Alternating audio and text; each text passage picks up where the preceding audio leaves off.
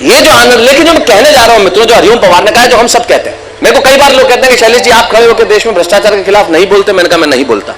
इसलिए नहीं बोलता क्योंकि मैं इसलिए नहीं बोलता कि मैं भ्रष्टाचार का समर्थक हूं। मैं इसलिए नहीं बोलता कि आपको और मुझे कोई अधिकार नहीं है कि हम भ्रष्टाचार के खिलाफ बोले। कोई भी अधिकार नहीं है।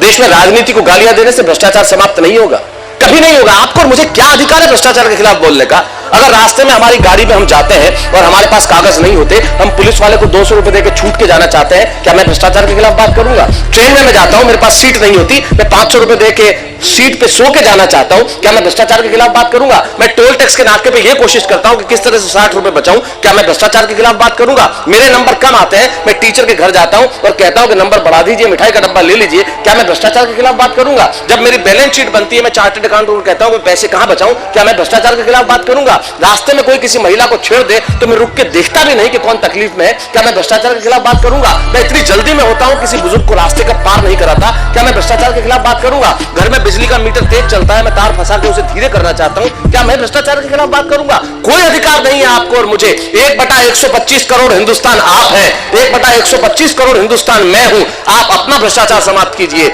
मैं अपना भ्रष्टाचार समाप्त करता हूं, मुल्क का भ्रष्टाचार तब कहीं जाके समाप्त होगा।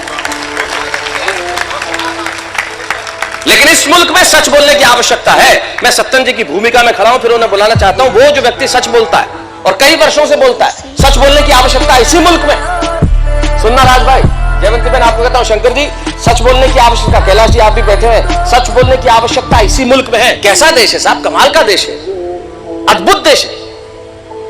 हमारे यहां इस देश के अंदर विद्या बालन जी की शादी हुई, मेहंदी का कार्यक्रम 1 घंटे, अर्पिता की शादी हुई, मीडिया के ऊपर। मैं नहीं कहता कि नहीं चलाइए, जरूर दिखाइए, मुझे आपकी शादी के मेहंदी के कार्यक्रमों से कोई आपत्ति नहीं है, आप मेरे इंडस्ट्री के लोग हैं। लेकिन जिस देश में फिल्मी हीरोइन की शादियों की मेहंदी को तो इतनी तवज्जो दी जाती है, लेकिन जिस तुकाराम ने बंदूक की नाल पकड़ के कसाब को जिंदा पकड़ लिया, उसके परिवार का हाल जब न पूछा जाए, तब इस देश में सच बोलने की आवश्यकता है।